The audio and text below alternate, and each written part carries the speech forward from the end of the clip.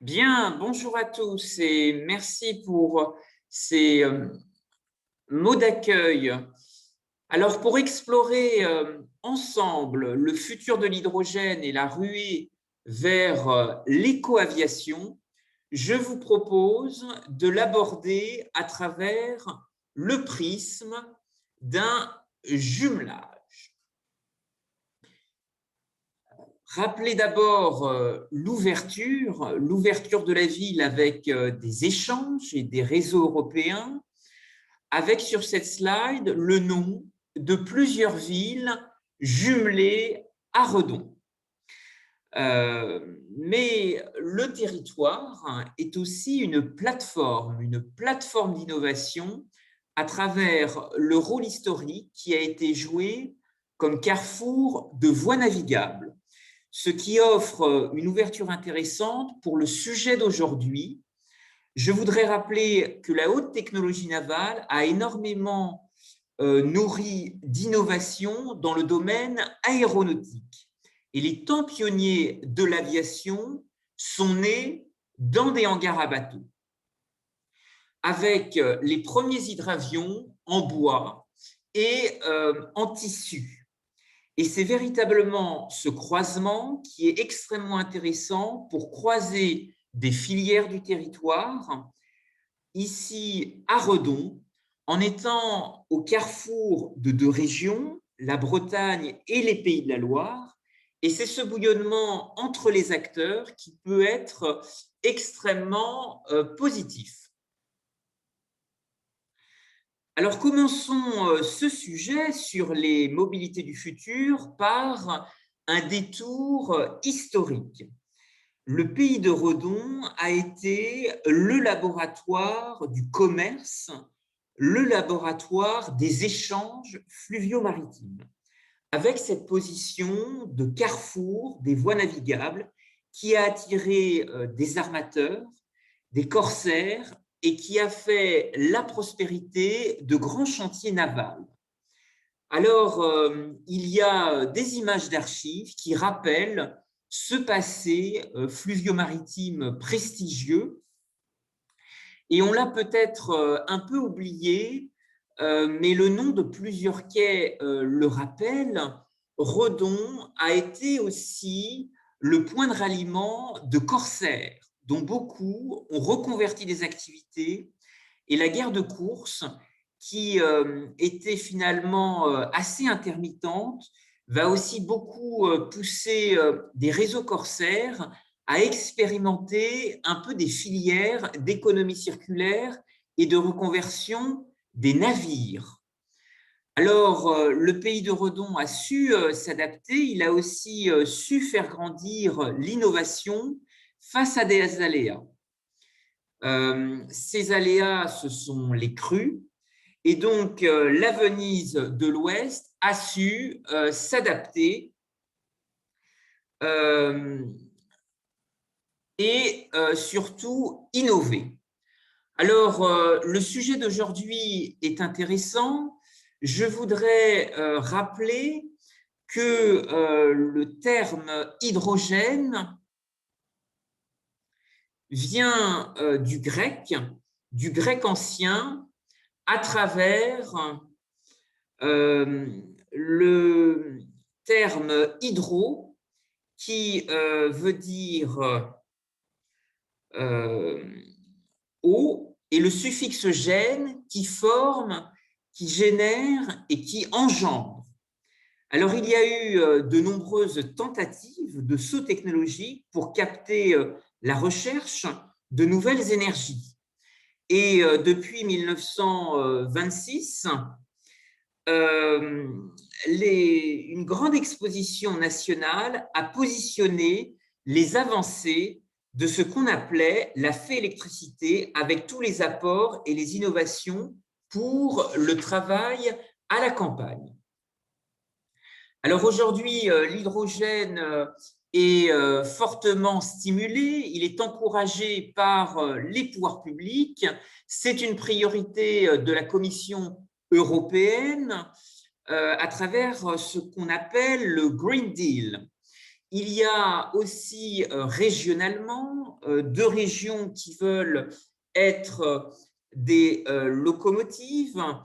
Il y a à la fois un plan hydrogène qui est porté par la région Bretagne. Vous voyez ici sur cette carte la diversité des acteurs. Et il y a aussi un plan hydrogène porté par la région des Pays de la Loire. Alors, avant d'explorer l'hydrogène vert et comment l'ouverture des voies navigables du Pays de Redon a lui aussi finalement ouvert des formes de transfert. Le Pays de Redon a aussi beaucoup exporté des marrons et des châtaignes vers l'Angleterre. Et il y a eu également pour le territoire des moments difficiles à tracer qui étaient des périodes de blocus avec nos voisins britanniques. Et Redon, situé sur l'axe du canal de Nantes à Brest, a aussi beaucoup inspiré d'autres territoires, et notamment à Nantes, où va se développer une activité de raffinage du sucre. Et c'est cette période de crise, de blocage de voies maritimes, qui va pousser les hommes à être innovants. Il y a aujourd'hui un pays en Amérique centrale qui est le Belize et qui est très en pointe sur le rôle des biocarburants et qui a lancé un projet qui s'appelle Smart Sugarcane Belize et qui utilise des technologies blockchain. Alors, est-ce que les marrons et les châtaignes de Redon seront un jour les acteurs des biocarburants? L'avenir nous le dira. Mais ce contexte historique est en tous les cas un terreau extrêmement porteur pour réfléchir au rôle demain du Pays de Redon comme Venise de l'hydrogène et des taxis volants. En interrogeant à la fois le rôle de plusieurs entités, est-ce que l'aérodrome peut devenir une sorte d'éco-airport européen? Quel peut être également le rôle des voies navigables? Et peut-être plus largement interroger l'approche novatrice que pourrait jouer Vélo Odyssée. Alors, pour entrer ensemble dans ce sujet, je vous propose 3 questions. D'abord, ces liens, quelles relations croisées ont pu exister entre l'aviation, l'hydrogène, l'éco-aviation? Quelles dynamiques collaboratives ont pu émerger sur le territoire? Et enfin, quels enseignements en tirer pour demain? Alors, pour explorer ce sujet, il faut tout simplement revenir sur l'histoire des pionniers de l'aviation, et notamment d'une grande figure qui a été le premier président de l'aéroclub, c'est Marcel Guercia, qui remonte à une famille de bijoutiers horlogers italiens. Son père, Janvier Quercia, était orfèvre.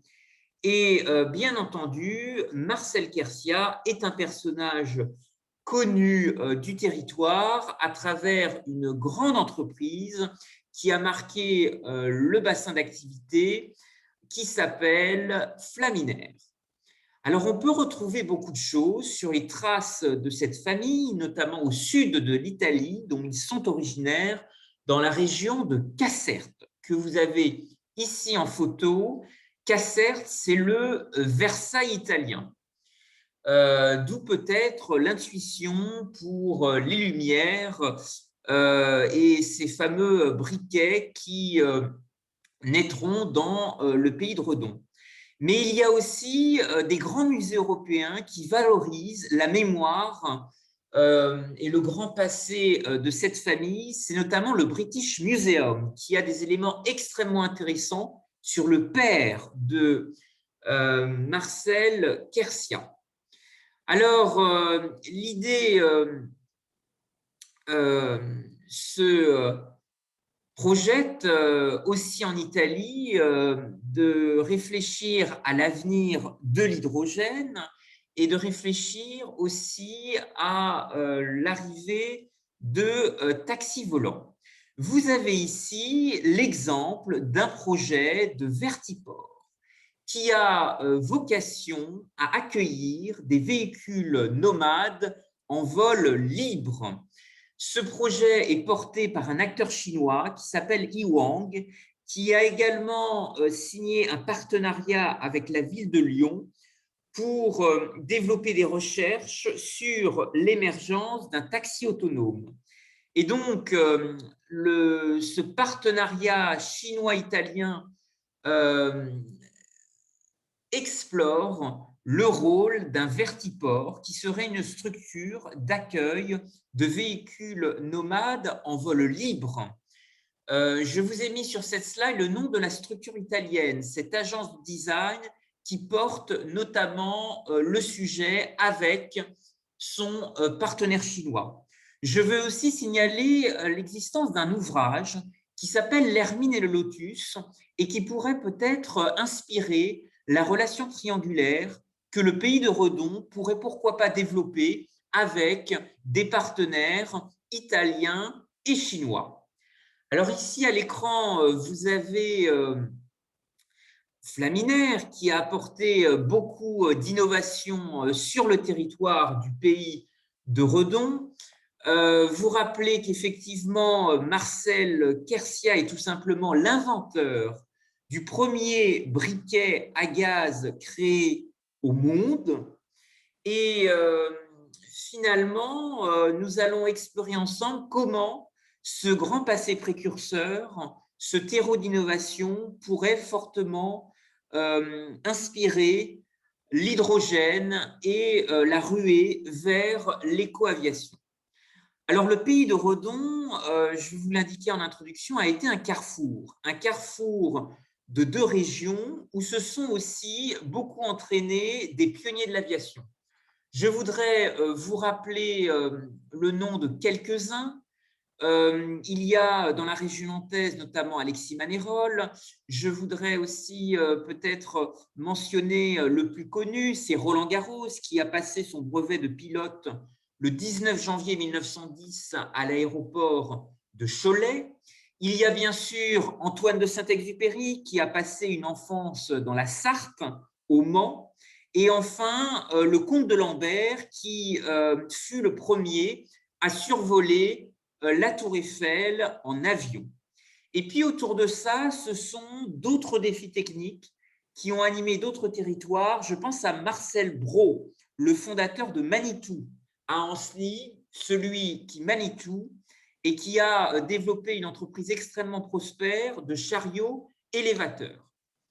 Alors, dans d'autres territoires, en creusant un peu, il y a eu des événements étonnants qui ont aussi permis des alchimies assez inédites. Il y a un événement en particulier qu'on appelle le Noël de la fabrique de parachutes. Il s'agit d'une société qui s'appelle Aviorex et qui a recruté de nombreuses femmes ouvrières en pleine crise du textile. Et lors d'un Noël, des chutes de tissus pour fabriquer des parachutes vont être réutilisées. Et progressivement, on va se rendre compte qu'on peut y développer de nouveaux usages et notamment des ballons en hélium. Alors, ce sera une micro-révolution dans le domaine de la filature car on réalise qu'il est possible de transporter du gaz, ce qui fait le lien avec le tempérament pionnier de Marcel Kersia dans le pays de Redon avec les fameux briquets à gaz. Et c'est peut-être là que finalement une prise de conscience exceptionnelle va se faire et va pousser à germer énormément d'innovations. Alors aujourd'hui, vous avez aussi des startups qui se sont appropriées le sujet. Il y a notamment cet exemple de start-up espagnole qui entend proposer des voyages spatiaux en ballon d'hélium. Mais en nous rapprochant aussi de notre territoire, finalement, sur l'hydrogène, le pays de Redon a peut-être deux concurrents. C'est à la fois un pôle nazérien avec le bassin industriel de Nantes-Saint-Nazaire, mais aussi le port de Lorient. Et il y a eu, dans les années 60, expérimenté, grâce à Air Liquide, dans le bassin industriel de Nantes-Saint-Nazaire, des bus expérimentaux qui fonctionnaient déjà avec des gaz liquéfiés. Je pense que ce travail aussi de veille est important pour bien montrer quelles sont les singularités que le pays de Redon peut développer et quelles sont justement les formes de valeur ajoutée qui pourraient aider le territoire à se différencier. Alors, il y a du côté aussi de Saint-Nazaire d'autres pistes futuristes qui ont été explorées, comme l'optimisation des transports de méthane, en chargeant les méthaniers vides sur le chemin du retour en CO2 pour produire dans les zones exportatrices, notamment le Qatar, qui est un grand exportateur de gaz naturel liquéfié, transporter des agrocarburants de troisième génération type microalgues. Et puis, une relation aussi qui se développe, c'est une relation avec le monde de l'exploration spatiale, puisqu'il existe un gaz extrêmement léger dans l'univers qui est l'hélium et qui lui aussi a intéressé des acteurs gaziers. Alors aujourd'hui, tous les pays du monde peuvent fabriquer des gaz liquéfiés et certainement que le pays de Redon pourrait jouer un rôle extrêmement précurseur dans le sillage des innovations du tissu industriel que Marcel Kersia a développé autour de la société flaminaire. Je crois que le débat qu'on a aujourd'hui sur la prise de conscience de l'hydrogène, c'est qu'effectivement, pour rendre cet hydrogène accessible, il est extrêmement important de réfléchir à un modèle qui permette à la fois de cristalliser des dynamiques d'innovation peu coûteuses et de le rendre accessible au plus grand nombre.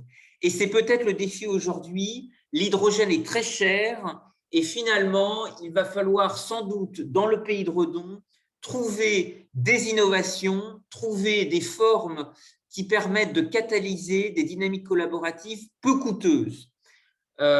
Et ça, c'est l'un des défis aujourd'hui que nous vous proposons d'avoir à travers ce débat, un débat que nous vous proposons d'ouvrir sur l'éco-aviation, ce nouveau modèle de mobilité qui pourrait s'appuyer sur le pétrole du territoire, à savoir l'hydrogène. Alors, beaucoup d'entreprises émergent aujourd'hui avec des solutions, des technologies qui évoluent en permanence et qui pourraient rendre tangible l'idée d'emprunter des taxis volants. C'est le terme qui a été retenu pour cette conférence débat. Alors, sur la thématique des taxis volants, il y a bien sûr un projet phare qui est celui d'Airbus, en partenariat avec Volkswagen et un designer italien. Ce projet s'appelle Pop-Up. C'est un prototype de capsule volante dont la structure en carbone est conçue et réalisée à Bougnay. Il y a une centaine de projets similaires dans le monde et Airbus, comme d'autres acteurs, ne veulent surtout pas rater le coche. Alors, le projet Pop-Up d'Airbus a été le plus médiatisé en France depuis 2017, à la suite du salon de l'automobile. Il y a aussi la collaboration entre Porsche et Boeing sur des voitures volantes électriques. Et puis, notez également la mise en relation de la NASA avec Uber, qui souhaite également mettre en place un système qui s'appelle Urban Air Mobility. Alors, d'autres exemples existent. Je vous ai parlé de ce projet chinois qui s'appelle Iwang 184, mais d'autres exemples fleurissent aussi à Dubaï et dans d'autres capitales du Golfe Persique. Alors, l'hydrogène apporte justement un élément intéressant. Le meilleur moyen de sortir l'aéronautique de cette crise, c'est d'investir, c'est d'innover et précisément d'inventer l'avion qui pourrait être cet avion zéro émission d'ici 2035. C'est le message de l'actuel ministre des Transports sur son compte Twitter.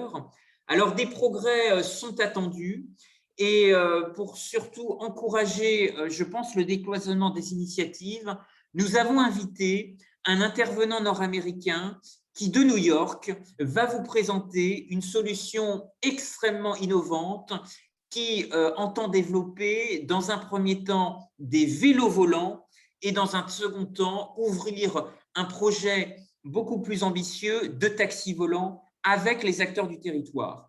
Il va s'exprimer aujourd'hui en anglais. Je voudrais le remercier de sa participation.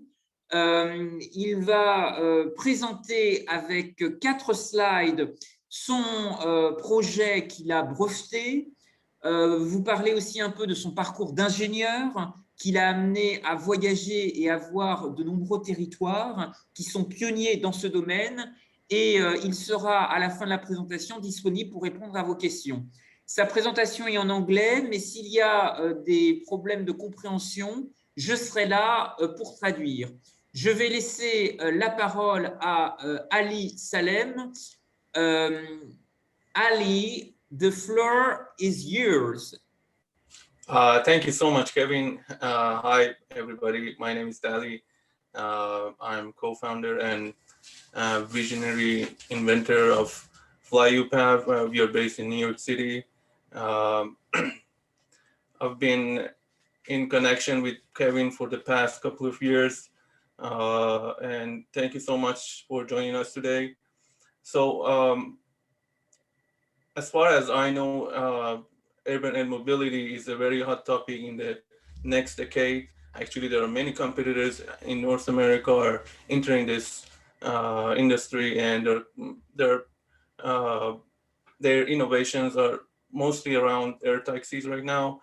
So there are a couple of problems with this concept right now. So basically, they're all designed to land on helipads or skyports. So cities like, for example, New York City are not really ready for those lack of infrastructure to accept those vehicles that can land on roof of the buildings or helipads. The lack of number of helipads and skyports is a major problem right now. And another problem with that, so when you're talking about flying car, you need to recognize a car that can fly, but most of those inventions or competitors are around flying vehicles. They're really not a car. So can you go to next slide, Kevin? Sure. So what is Fly's invention is a hybrid driving and flying vehicle. So you can take off and land anywhere, anytime, and it can be operated manually or autonomous. And you don't need to get a pilot license. So basically with a driving license, you can fly actually and drive. And you can, because it's so compact, you can park in your garage, you can take off from your backyard, or you can land from there. So it's very user-friendly as far as I know from other competitors. So if you go to next slide. Yeah, those are competitors right now. Like Ehang that Kevin mentioned in past slides, they are basically flying vehicles. They are not really a flying car. So, or another European competitor, there are Volvo from Germany and the other from, I think, from East Europe. They're also working on flying cars, but you see that have a fixed wing that attached to a car platform. So the wings need to be expanded across the car so it can take off and landing. So basically they need to take off and landing from empty streets. That's not feasible in urban places like, for example, New York City, or they have large or wide span blades. So it's really not comfortable to land on many spaces like, again, the streets or backyards. And other issues with those designs, so just resulted in our invention that is a manual self-driving and also autonomous flying vehicle that is FlyUpath. Kevin, next slide, please. Yeah, so what's the vision for this new innovation? So it can, the target payload is adult human. So for example, the maximum 125 kilogram or 250 pound, and endurance is 60 minutes. So we can extend the endurance by using hydrogen technology or fuel cell batteries, but that's an optional. So really, we can go fully electric or fuel cell or hydrogen. That works. We can. The numbers are changing based on the energy source that we use. The target range is 60 miles or flight, or 120 miles for continuous driving, and has different different application like flying taxi, patrol car, or ambulance or firefighter. Those missions are possible and can be done using this vehicle. Kevin, yeah, I think pretty much we wrap up my presentation. But if you have any question, I'll be happy to answer at the end. Thank you so much. Bien, merci beaucoup pour cette intervention. Nous allons continuer le déroulé. Et pour conclure à la fin, si vous avez des questions à poser à ce porteur de projet innovant nord-américain, vous êtes les bienvenus. Alors, il a parlé de mobilité du futur, de nouvelles mobilités de demain. Pour cette conférence, a été aussi choisi d'utiliser l'expression taxi volant. C'est peut-être aussi pour réfléchir comment le territoire pourrait ouvrir une brèche. Libéraliser les taxis a été une sphère d'innovation dans la gouvernance publique. C'est une activité réglementée qui est très encadrée juridiquement. Elle procure le bénéfice d'une ADS, une autorisation de stationnement sur la voie publique, et nécessite la détention d'une carte professionnelle de conducteur de taxi pour exercer ce métier. Alors, il y a eu en 2007 une tentative de bouleverser le champ d'exercice de cette activité qui faisait suite notamment aux travaux de la commission Attali. Il est toujours possible aujourd'hui d'accéder à ce rapport qui s'intitulait « 300 décisions pour changer la France ». Alors, ce rapport Attali avait jeté un peu un pavé dans la mare dans le domaine de la réglementation des taxis, en voulant faire sauter à la fois le numerus clausus et mettre beaucoup d'innovations en matière de mobilité.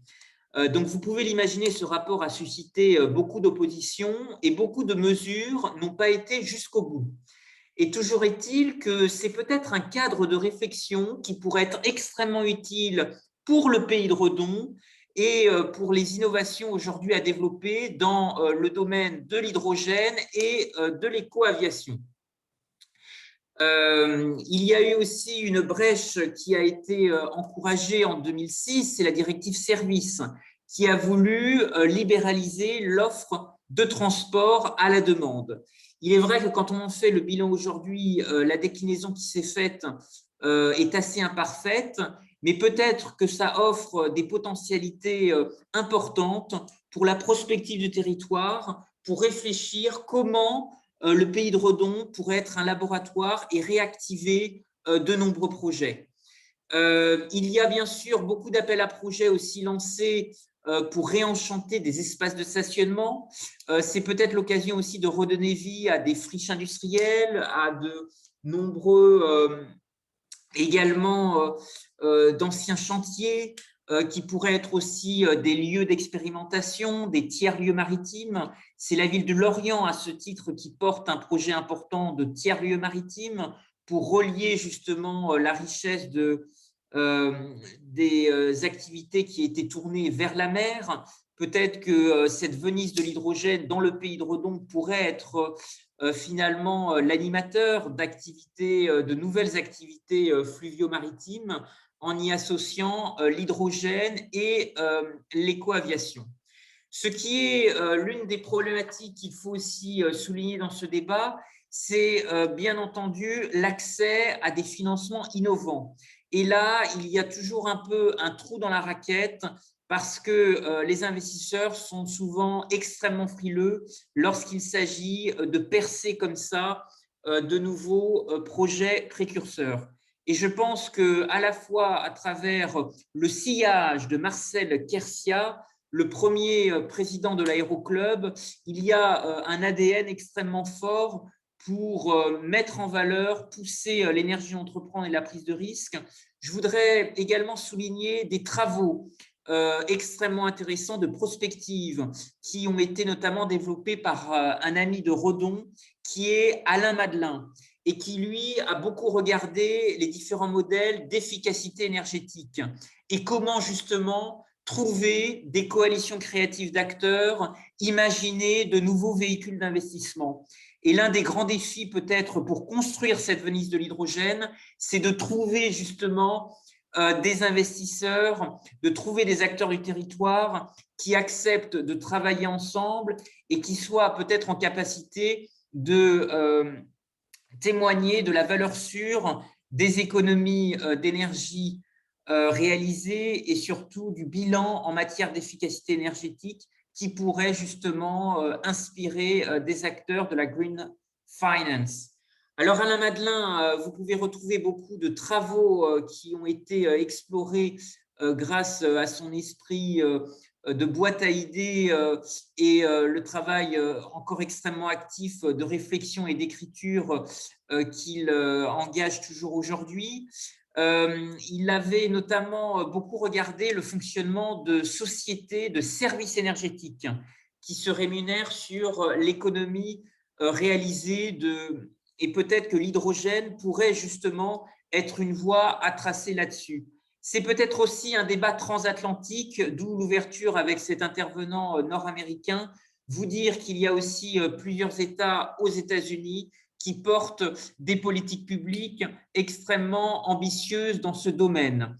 Je voudrais signaler un site internet si vous souhaitez découvrir plus en détail de nouvelles dynamiques d'innovation qui pourraient justement se développer avec des acteurs du territoire du pays de Redon.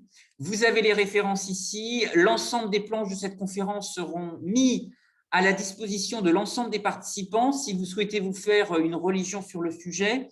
La conférence est également enregistrée et elle sera aussi restituée en ligne, en vidéo. Il y a une bulle de discussion si vous souhaitez prendre la parole, poser des questions. Le format de cette conférence était relativement court, 40 minutes, mais si vous avez des réactions, des impressions, n'hésitez pas. La parole est à vous et je ferai la traduction si vous souhaitez aussi poser des questions à notre intervenant nord-américain. Merci à vous.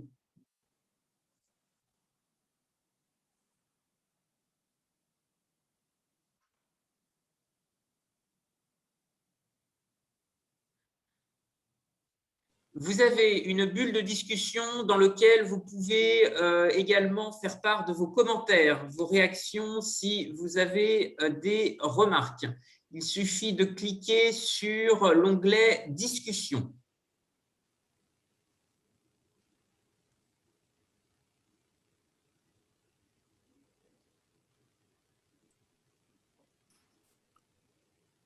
Oui, allô? Oui, bonjour. Allez-y. Bonjour, Marc Derval. Je voulais d'abord vous féliciter de tout ce enfin, des documents que vous présentez quand même. Il y a quand même une recherche relativement importante qui est à noter. Et également, Ali, sa présentation était très bien, hein. Un tout petit point. Je pense qu'aujourd'hui, l'aéronautique a tellement de règles que ça ne peut pas devenir extrêmement populaire, puisqu'en fait, il faut un pilote, il faut déclarer son vol, il y a des règles aéronautiques. Donc, je dirais que l'expansion n'est pas aussi facile que ça à réaliser. Oui, Également, pour que ça devienne populaire, c'est les coûts. Donc, il y a le coût également de cette nouvelle technologie qui est, tant qu'elle ne se répandra pas à grande échelle, coûtera relativement cher. Donc, ça veut dire que les places des personnes qui seront, parce que là, aujourd'hui, on réfléchit plutôt sur les aéroports, les navettes entre aéroports, hein, et la ville de Paris. Donc, on voit bien qu'il peut y avoir une densité de personnes intéressées par ce mode de transport. Quand on arrive sur des villes moyennes, déjà, ça devient un petit peu plus difficile parce qu'on n'a pas le potentiel pour utiliser. Si après on parle en termes de tourisme, je pense que en fait, c'est les coûts qui font que ça intéresse les gens si les coûts sont relativement intéressants. tout Donc je à pense fait. que c'est une technologie au départ, tant qu'on n'a pas mis le pied à l'étrier, va prendre un petit peu de temps à se répandre parce qu'en fait, on n'aura pas assez de volume pour faire diminuer les prix. Merci à vous.